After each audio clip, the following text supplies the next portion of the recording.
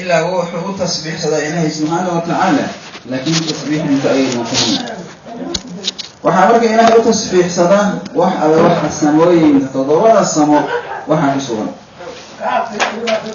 وحا كلاو تسبيح صدى وحا كسوغا أرضا يا أرضوينك إلهي أولا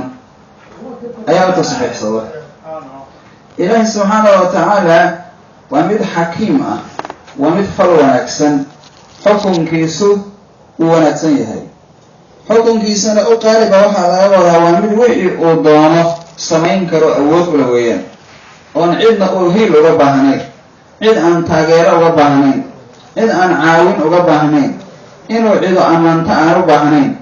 ilaahay subxaana wa tacaala annaga u baahan inaan ammaanno barino weydiisano wixii khayr o dhan laakiin asagoo ilaahay subxaana wa tacaala inoma baahna wixii uu doono ayuu ilaahay subxaana wa tacaala heli karaa wixii uu doonana wuu samayn karaa marka wax kastuu ilaahay awoodaa macnaheedu waxa weeye ilaahay subxaana wa tacaala waa mid qani ah waa mid isku filan waa midaan cidna u baahnayn bini aadamkao dhan hadday caasiyaan uma baahnayn cibaadadood maxaa yeelay wax ka tira badan baa ilaahay caabudo khalqi oo alla subxaana wa tacaala waa kan leh tusabixu lahu samaawaatu sabca waalardu waman fiihin waxaa ilaahay u tasbiixsada toddobada samo iyo iyo ardada iyo waxa ku dhex jira wa in min shayin shayna ma jiro oo shayba ilaahay waa nakire annakiratu fi siyaaqi nafyi tufiidu lcumuum waxay dhaha weeyaan nakire oo nafyi ka dambeeya weeyaane waa caam bay faa'iideynaysaa shay ma jiro ilaa ilaahay buu u tasbiixsadaa adinkuna ma fahmaysaan tasbiixdiisa ilaahay subxaana wa tacaalana waa mid dulqaad badan waa mid qafuur oo dhaafay alla subxaana wa tacaala waa mid casiisa aayaddaa ku sheegay casiiska waxaa la yidhaahdaa alladii qad khadaca lahu kullu shayin waa midka ay u hoggaansameen ay u khuduuceen oo ka awooda badan khalqigiisoo dhan alxakiimu fii khalqihi wa amrihi wa sharcih waa midka xikmadda leh oo xikmadda u leh khalqigiisa abuuritaankiisa si wanaagsan buu wax u abuuraa insaankoo kaleeto laqad khalaqna alinsaana fii axsani taqwiim waxaan insaankii ka abuuray suuro ugu wanaagsan amarkiisu ilaahay subxaana wa tacaala maamulaayo oo cadaalad ayaa ka mid a ilaahay subxana wa tacaala caadil weeye wax alla wuxuu uu khalqay wuu cadaalad sameeya dhammaantood ilaahay subxaana wa tacaala mulkiga wuxuu leeyahay samooyinka iyo ardada asaga ayaa wax nooleeya asagaa dila maalik asaga weeye midka waxna dila wax nooleeya cid ka sokaysa wax ma disho shayga markii uu soo dhammaado waqtigiisii xilliga uu dhiman lahaana la gaaro markaasay khalqiga kale waxay noqdaan sabab oo qofkan qof baa dilay iyo qofkan gaara la dhacay iyo sababku markaasu imaanaya laakiin go-aan qaadashada ilahay baa iska leh xaaladii ilaahay horay uu qadaray inaad dhimatid markii la soo gaaro sababkii baa imaanaya sababku waxa weeye adigoon caafimaad qabo oo waxba qabin oo caadiyaho yaa waqtigaagi dhammaanaya waxaaba ka soo haray tawarkaagii 2 minute 3 minute waqti yar baa ka haray qofka haddii la yidhahdo marka 3 daqiiqa kadib ma dhimanaysi ma aamini karaba wuxuu leeyahay xanuuno imahaya waxaana dhiba ma jiraan see u dhiman karaa daqiiqageeda wadnuhu istaagaya qofkii marka shak sababkii baa imaanaya waa sababkii wadnuhuna u dhintay waxa marka la qada wadnuhu inu istaago markaasa la leeyahay hebel waa dhintay muxuu u dhintay wadnaha istaagay baa le sababkii baa la sheegaya waxaa la yidhi alasbaabu tajri maca almaqaadiir sababku wuxuu socdaa qadarta maceer maqaadiirtii waktigii laguu talagelay markaad gaartid ayaa maaragtay ilaahi subxaana wa tacaala nafta ka qaadaya qofkii sababkii dil lahaa baa imaanaya sabaxa waxaa u tasbiixsada lilahi alle maa shay oo fi samaawaati samooyinka ku dhex suganaya waalardi ardooyinka wahuwa allan alcasiizu waa mid casiiza oo qaalib oo cid walba ka awood badan alxakiimu xukun wanaagsan xukunka ilaahay isla bedelo waxaad ku garanaysaa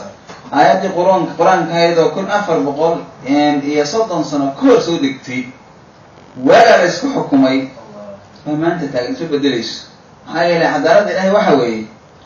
waagii shaygan la soo dejiyey oo ilaahay xukun uga dejiyey bini aadamkii noolaa xukunkii la siiyey iyo bini aadamka dambe imaanaya isku xukunka waa inuu qabta haddii kale waa loo kala eexay soo ma waa loo kala eexay waa inuu hal xukun ina wada qabta bini aadamka waa cadaalad laakiin sanadkana xukunka waa la bedelo oo waa dastuurkii waa la bedelay, sanad dambe waa la bedelay, waxaana waa sharci ahaa. bini aadamku waa saas, wuxuu ku shaqaynayaa shahawaadkiisa iyo rabitaankiisa oo waxbaa la qurux badnaanaya. weliba waxay fiiriyaan duwalkuna danahooda inta badan ka fiirsadaan, wixii ay isdhahan maslaxadiinaa ku jirta bay sharciyeynayaan. waxaa laga yaabaa inay tahay maslaxa siyaasiya, nimanka madaxda siyaasadooda waxay kusii waari lahay way sharciyeynayaan. waxaa laga yaabaa maslaxa iqtisaadiya, dhaqaalahooda wuxuu ku waari lahaa oo ay dawlaha kale kaga fiicnaayaan bay sharci ka dhigayaan. waxay ka dhigaa sharciyeynayaan maslaxata jinsiya, jinsiga iyagan ama matal oo kale oo qolada noocaasa ama ka afrikaan kasoo qaad eeshiyaan yurubiyaan qolaba jinsiyada meesha ku nool, wixii ayagu ay isleeyihiin umanka kale waa kaga fiicnaan kartaan way sharci ka dhiganayaan ku dhaqmayaan. ma aha marka wixii wax loo siman yahay, dadkii loo siman yahay ma jiro, laakiin sharcigani wuxuu qabanayaa qofka maaragtay faqiirka, kan daajirka, kan madaxda, kan shacabka. waa laftigooda waa la sheegay oo sideedaba qur-aanka waxaa jira axkaam badan oo qur-aanka ku jirta, diin walba ku jirtay. markan oo kale marka laga hadlayo bini aadamka loo kala xaq qaadayo,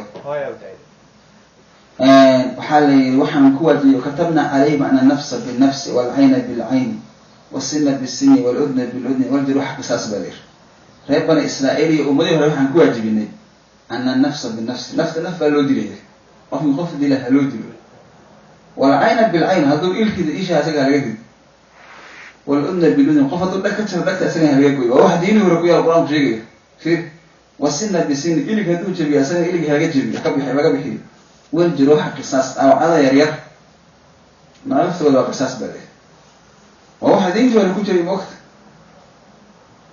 marka waxaa jira qur-aanku wuxuu sheegayaa qur-aanku diinihii hore in la bedelay maaha, waxyaalo badan oo axkaam aho intooda badan diinihii hore ku jiray yaa qur-aankana ku jira. baybalka hore ayna gaalada bedelin oo ku yaalaan, laakiin iyagaa bedelay. waxaa ka mid a oo in qofka markuu sanaysto dhagax lagu dilo. yahuuda diintooda waxaa ku taalla ilaa hadda ku taalla, qofka hadduu sanaysto in inta la wareejiyo oo dameer iyo wax la saaro magaala lagu wareejiyo la ceebeeyo haddana dhagax lagu dilo. tawreed baasaa ku taalla, laakiin ma sameynayaan iyaga hadda, ma sameynaya, way bedelay. saasa ku taalla. muslimkuna dadka oo sinaystu dilaa bay hadda ku dacaadeynayaan. gacanta in la isugeeyo way ku taalla tawreed, diintana way ku taalla. marka diinteenu diinihii hore axkaam badan aada u badan oo ku taalay, bal inta badan waxaa la oran kara way iska waafaqsan yihiin. maxaa yeele ilahi subxaana watacaala diinihii hore uu si sax usoo dejiyay, sidaa soo dejiyey. markii la bedelay yaa ilahi subxaana watacaala ayagii intii maaragtay ugu muhiimsanayd oo aan la bedelin oo muhiimka ahayd iyo waxyaala diinteenu ay kala siyaado dheeraad. waa kitaab dhamaystiran, yaa lagu dhamaystira kitaabkeena. waxaa looga kitaabka laga helaya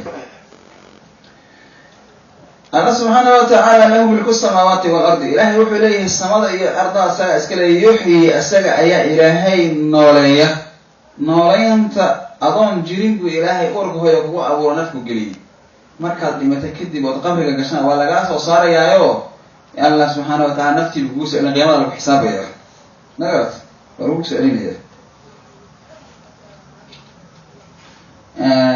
sidoo kaleeto isaga ayaa dilo markii qofku tiisi soo dhamaato iyo alla dila, wax walbana waa awooda. qaala tacaala huwa alawal walaakhiru walظaahiru walbaatinu wahuwa bikuli shayin caliim. huwa alla alawalu midka horeeyey weeyaan, oo alla asaga khalqiga oon jirin ka hor buu jira, isagaa horreeyey. walaakhiru kan dambaynaya weeyaan, oo qiyaamada dadka o dhan inta isu keeno oo qiyaamada la xisaabiyo oo qof kasta isagoo qaawan waxba sidan la keeno, xoolihii iyo hanti wixii laga soo daadiyo. ya alla subxaana watacaala wuxuu leeyahay manila mulkul yawm, war maanta mulkigaa sheegan kara. markaasuu hadda weynayaa baa leeyahay. markaasuu isagu leeyahay lilahi lwaaxidi lqahaar, mulkiga maanta waxaa iska leh ilaahayga meliga qahaarka oo khasba cidu doono. marka alla subxaana watacaala kii horeeyey way kan dambeeyana weeye. aldaahiru alla subxaana watacaala midka daahirkaa weeyaan oo sareeya. aldaahiru wuu sareeyaa calaa kulli shayin, cilman buu uga sarreeya. shay walba cilman buu uga sarreeya, aqoon buu uga sarreeya, si walba uga sarreeya. ilahi subxana watacala daahir wey, wuu ka awood badan yahay. albaatinu alla midka baatinkaa weeyaano wax walba ilaahi subxaana watacaala wuu og yahay oo si hoos ugu ogyahay baatinka waxa qarsoon baa la yidhahdaa ama ilaahay subxaanahu watacaala waana kaasoo dhinac walba ilahay subxaana cilmigiisu waa kaa jira wey hoos haddaad aadid iyo haddaad kor aadaba meel walba cilmigiisu waa kaa jira oo allana bikulli shayin shay dhammaantiis caliimun mid awoodo wey waxaa soo arooray xadiis saxiix muslimka ku yaala nabigu sal alay wasalam uu ducayn jiray markuu seexanadii ducaysan jiray markaasuu wuxuu oran jiray nabigu sal alay wasalam xadiiska abu hurayra warinaye nabigu kaana yadcu cinda no wuxuu ku ducaysan jiray marka uu seexanayo allahuma raba asamaawaati الsabc waraba alcarshi اlcadiim waraba kuli shayin munzilu الtawraati waاlinjili wاlfurqan faaliqu اlxabi wاlnawa laa ilaha ila anta acuudu bik min shari kuli shayin anta aakhidun binaasiyatihi anta alawalu falaysa qablaka shay وأنت الآخر فليس بعدك شيء وأنت الظاهر فليس فوقك شيء وأنت الباطن ليس دونك شيء اقض عنا أدينا وأقننا من الفقر رواه مسلم نبي محمد صلى الله عليه وسلم اللهم يا ألو رب السماوات السبع إله تضمد أرض إسكره مركز يحيي يقول عايزين وليه وقعد في كتاب بركة ورب العرش عرشك على إسكال العظيم روي عرشك إن شاء الله على خلفة الإمام بدونه عرش هو على إسكاله ورب كل شيء ربنا ربك النو ورب كل شيء هي الشيء والرب يسوع أنك ربك النو عد ولا أنا ربي أهو منزل التوراة إله الدين تي التوراة هي سود شيء ونيل مسكت شيء والإنجيل إنجيل سود شيء أكتب شيء نبي لا قبل إنجيل أكتب شيء نبي عيسى حسب يعني والفرقان فرقان سودت فيه فرقان واته وانا محمدين كان فرقان له هذا فالق الحب والنوى إله مرت أبوره لفت له هي مرت على لفت لهينه نوى واحد على لفت